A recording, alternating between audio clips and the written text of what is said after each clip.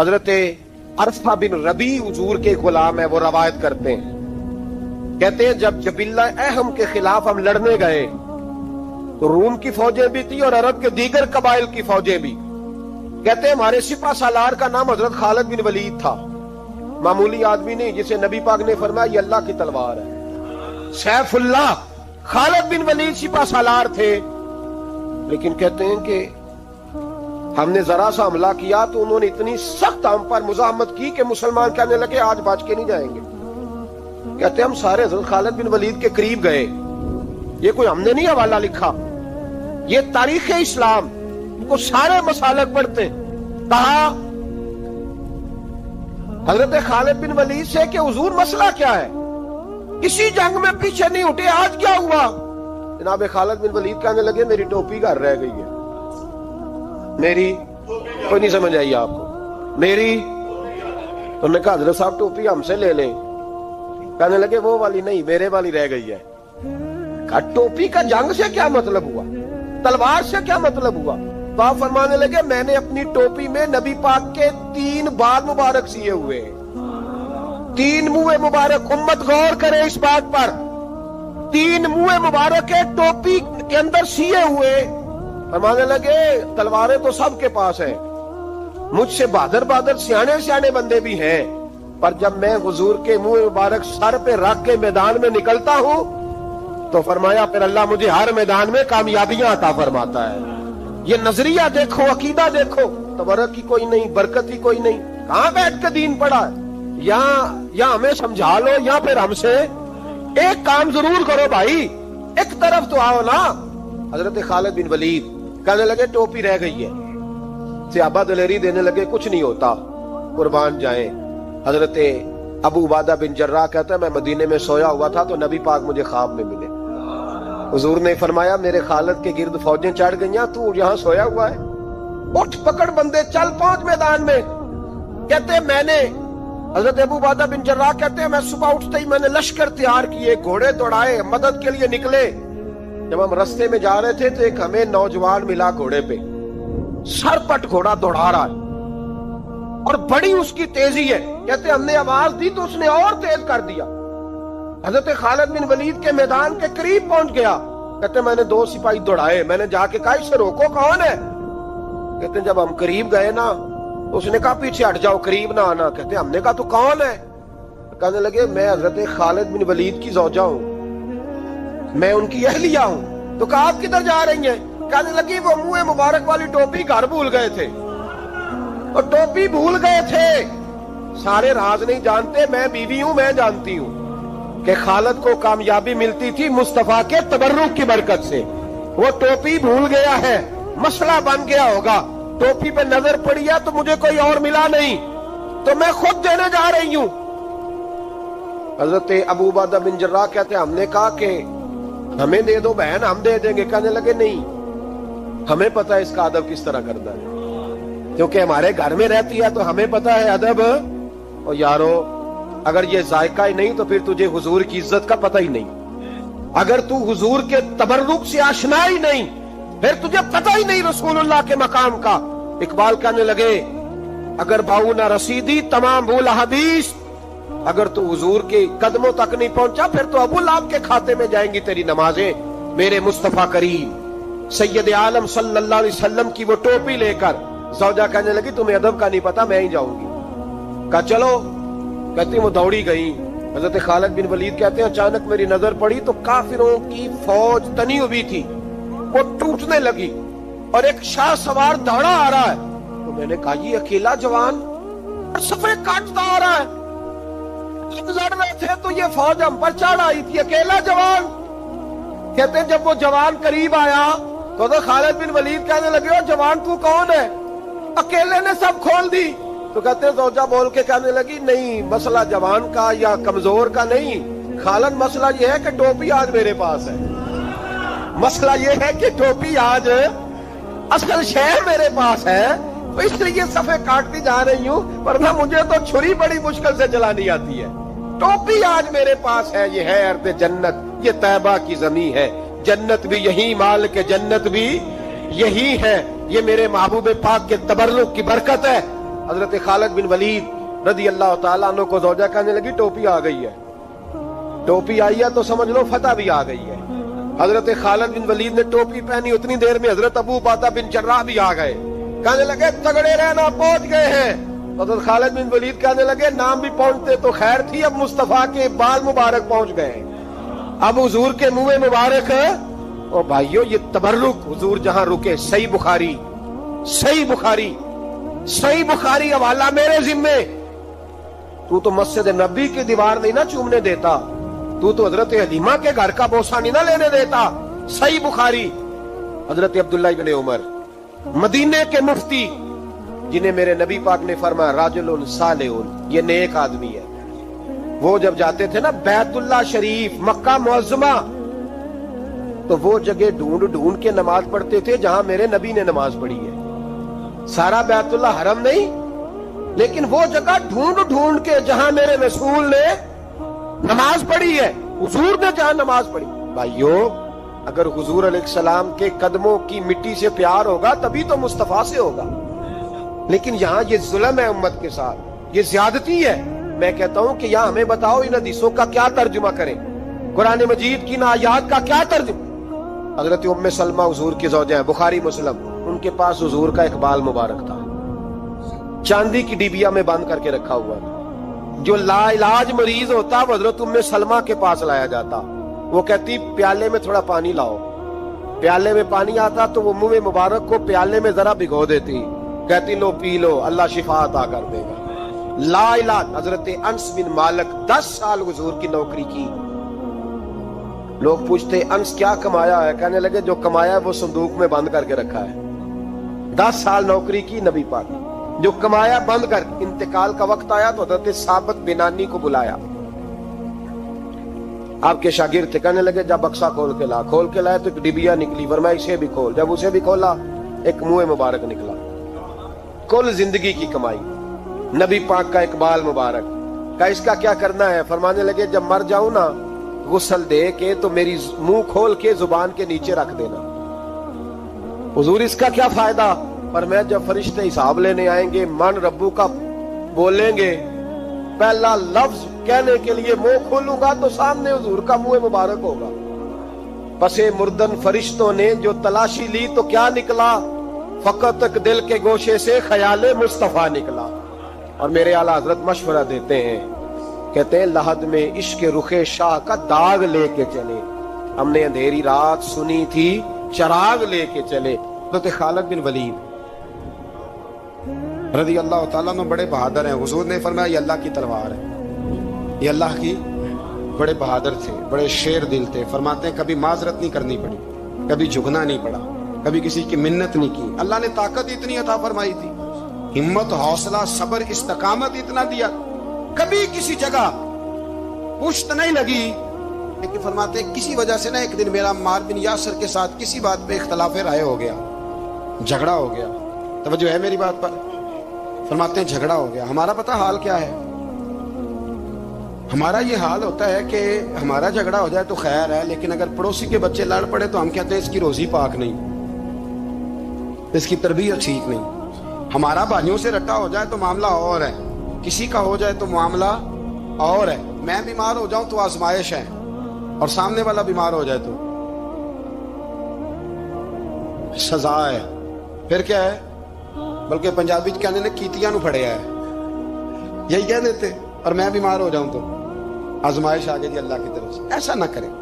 ہمارا فتویٰ اپنے حق میں اور ہوتا ہے، سامنے والے کے معاملے میں اور ہوتا ہے. حضرت عمار بن یاسر کی بات کر رہا تھا.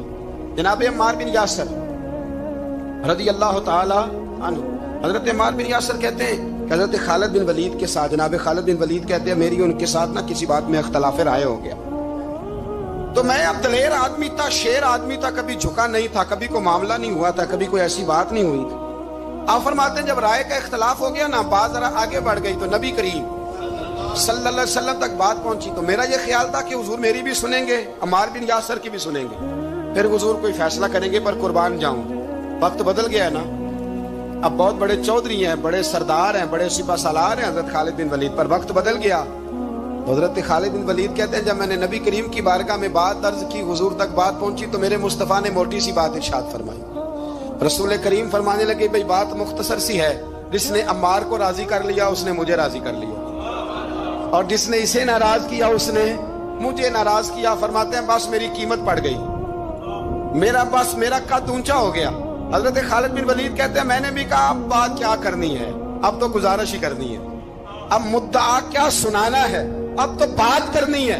فرماتے میں آگے بڑھا اور جیسے بھی ہوا میں نے حضرت عمار بن یاسر کو راضی کیا۔ حضرت عمار کہتے ہیں ایک وقت وہ تھا اور ایک وقت یہ ہے، جب دونوں وقتوں کو دیکھتا ہوں تو کہتا ہوں الحمدللہ رب العالمین، یہ ساری تعریفیں اس رب کے لیے ہیں جو تمام جہانوں کو پالنے والا۔ وقت دے معاملات کو، ٹائم دے۔ آپ دیکھیں اللہ تبارک و تعالیٰ بڑا کریم ہے۔ حضرت سعد بن ابی وقاص نے قادسیہ پہ حملہ کیا تو بدھ مت عیسائی یہودی سارے کٹے، قلعہ بند ہو گئے، چاروں جانب دیوار تھی قلعے کی، بڑی بڑی فصیل لمبی چوڑی، بڑا لمبا چوڑا گیٹ، باہر نہیں نکلتے، باہر نکلے تو جنگ ہو گیا۔ ایک علاقہ تھا وہ قلعہ بند ہو گیا۔ حضرت سعد بن ابی وقاص نے انتظار کیا، وہ باہر نہیں نکلتے، انہوں نے پہلے سے پلاننگ کی تھی، کوئی مہینے کا راشن لے کے وہ اندر چلے گئے۔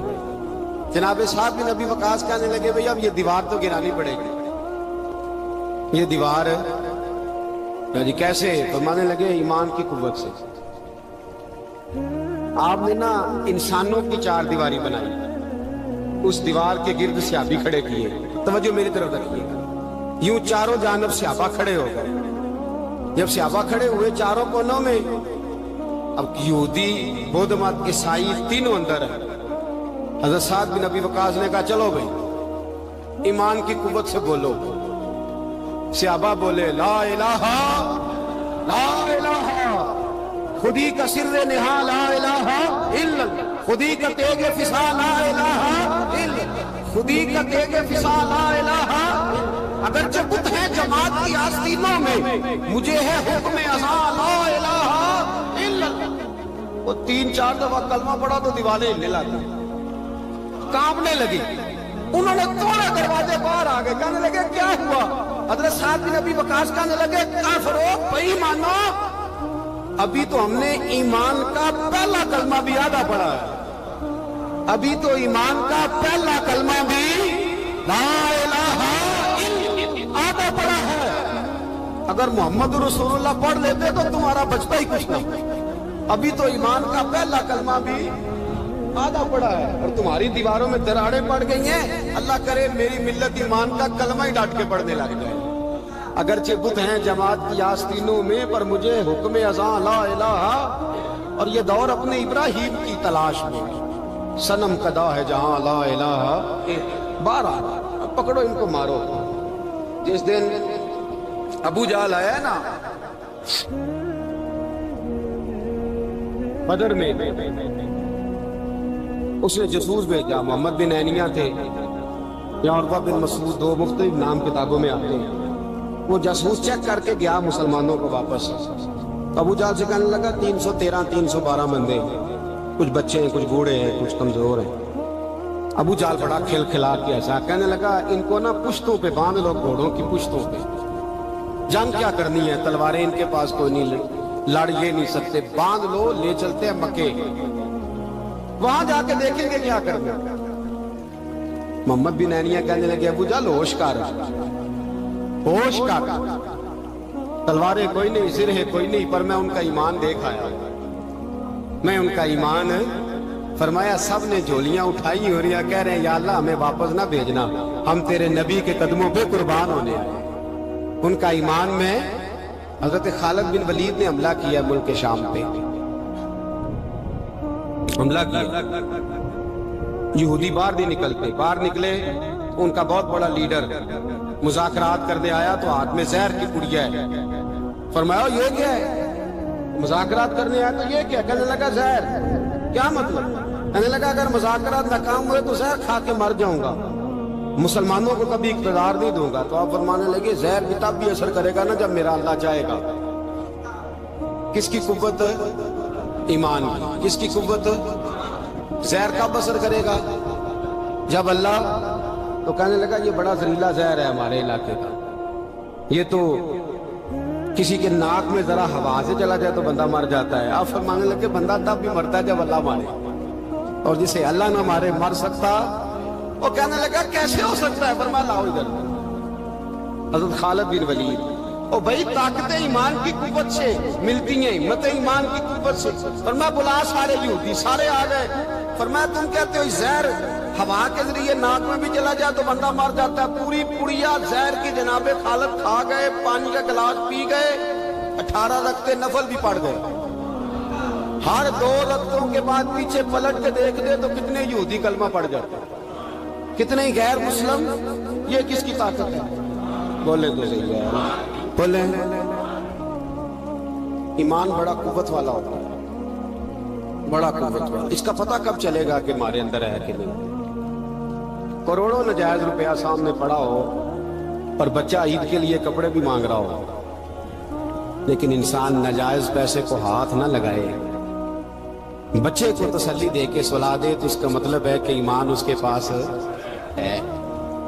میرے نبی کریم صلی اللہ علیہ وسلم نے فرمایا فحاشا، خوبصورت عورت، بری عورت، خوبصورت بھی ہو بری بھی ہو اور دعوت گناہ بھی دے، بچہ جوان بھی ہو خوبصورت بھی ہو خواہشات بھی ہو، اور پھر بھی وہ کہے انی اخاف اللہ، نہیں بھئی میں اللہ سے ڈرتا ہوں، تو اس کا مطلب ہے اس کے پاس ایمان ہے.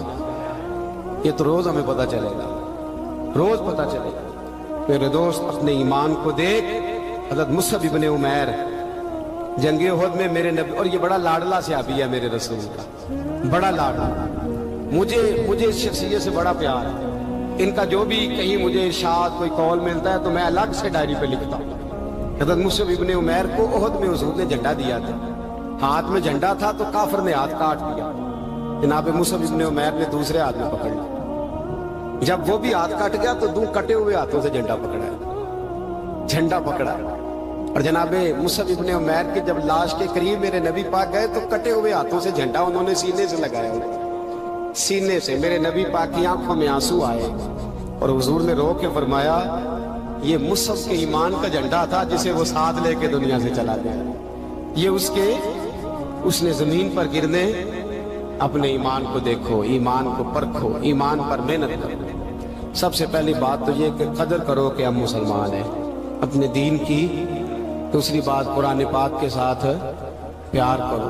تیسری بات شہادت کی آرزو. چوتھی بات ایمان کو مضبوط کرو. ایمان کو بولیے ایمان کو. اللہ فرماتا ہے تم ایماندار رہنا، میں تمہارے ساتھ رہوں. ولا تہنوا ولا تحزنوا وانتم الاعلون ان کنتم مؤمنین. یہ پختہ ہوتا کیسے ہے؟ اقبال کہتے ہیں ایسے لوگوں کے پاس بیٹھا کر جو تیرا ایمان پختہ کرتا ہے، ایسے لوگوں کی سنگت میں رہا کر جو تیرے ایمان کو، کہتے ہیں وہی ہے تیرے زمانے کا امام برحق، وہی ہے تیرے زمانے کا امام برحق جو تجھے حاضر و موجود سے بیزار کرے اور موت کی شکل میں دکھلا کے تجھے جلوہ دوست زندگی تیرے لیے اور بھی دشوار کرے.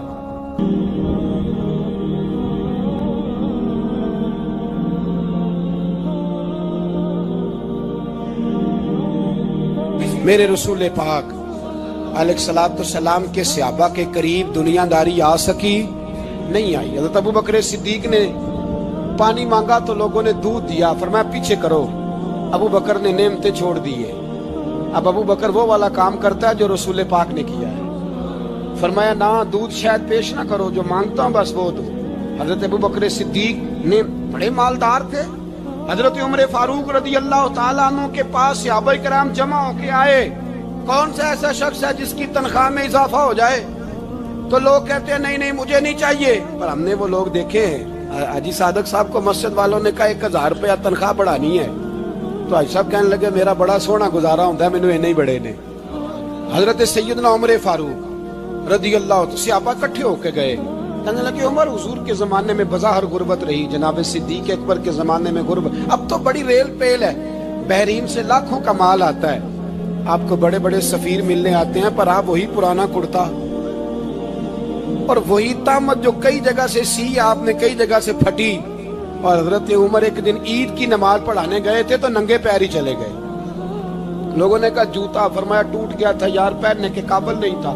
فرمایا ننگے پیر آ گئے اور لوگ کیا کہیں گے؟ فرمایا چھوڑو، عمر کے پاؤں ننگے ہیں لیکن عمر کے کردار میں تو کوئی شک نہیں نا، پیر ہی ننگے ہیں نا، کیا ہوا؟ چھوڑو اس بات، کوئی پیار نہیں دنیا داری سے، دولت سے، کوئی چکر ہی نہیں۔ حضرت سیدنا عمر فاروق رضی اللہ تعالیٰ عنہ کو صحابہ نے اکٹھے ہو کے کہا، یہ ہے امت کے بیدار ہونے کے طریقے جو عرض کر رہا ہوں۔ کہا جناب آپ اب بڑا مال غنیمت ہے اور جس طرح ہر صحابی کا حصہ ہے آپ کا بھی حصہ ہے، تو ایک نیا کرتا ہی ڈال لیں آپ خرید کے۔ اب جب مشورہ ہو گیا صحابہ میں تو کہنے لگے عمر سے بات کون کرے گا؟ نیا کرتا پہننے کی عمر سے بات کس کو برا لگتا ہے جی؟ نیا کرتا کون بات کرے گا؟ حضرت سیدنا علی المرتضیٰ کا انتخاب ہوا۔ کہنے لگے مولا علی کی بڑی عزت کرتے ہیں، ان سے بڑا پیار کرتے ہیں، ان سے بات کرتے ہیں۔ تو حضرت علی کو بلایا گیا، عرض کی حضور مہربانی فرمائیں۔ حضرت عمر سے کہے نئے کرتے کے لیے، آپ فرمانے لگے عمر میری بڑی قدر کرتا ہے، بڑی بات سنتا ہے، پر یہ والا کام نہیں میں عمر سے کہہ سکتا، یہ کسی اور سے کہو۔ تو کہنے لگے آپ رہنمائی کر دیں کس کو کہیں؟ تو جناب علی المرتضیٰ فرمانے لگے اگر حضرت عائشہ صدیقہ سے کہو گے تو عمر فوراً مان جائے گا، وہ مومنوں کی ماں ہیں۔ صحابہ حضرت عائشہ کے پاس، اماں جی عمر کو بلائیں، ان کو کہیں بڑے بڑے سفیر آئے ہوتے ہیں، وہی پرانے کپڑے پہن کے بیٹھ جاتے ہیں۔ اللہ اکبر۔ حضرت عائشہ نے پیغام بھیجا، فرمایا عمر کو بلاؤ۔ عمر فاروق دوڑے ہوئے آئے، پردے کے پیچھے حضرت عائشہ کے پاس گھٹنوں کے بل، اماں جی دیر تو نہیں کر آیا میں آنے میں؟ حکم ہو، حضور کے گھر سے پیغام آیا، بڑے بڑے سفیروں کو چھوڑ کے بھاگے۔ حضرت عائشہ صدیقہ کہنے لگی عمر دیکھو جائز پیسے ہوں تو اسلام اچھے لباس سے منع نہیں کرتا، اب بڑا بڑا مال آیا ہے، اب تیرا بھی حصہ ہے، تو صحابہ کرام کی خواہش ہے کہ نیا کرتا پہن لو، بڑے بڑے سفیر آتے ہیں، حرج بھی کوئی نہیں، جائز بھی ہے، کو منع نہیں۔ حضرت عمر نے گردن جھکا، جی اماں جی، جی اماں جی، جی اماں جی۔ حضرت عائشہ کہتی ہیں بات ختم ہوئی، عمر نے گردن اٹھائی تو عمر کی داڑھی آنسوؤں سے بھری ہوئی۔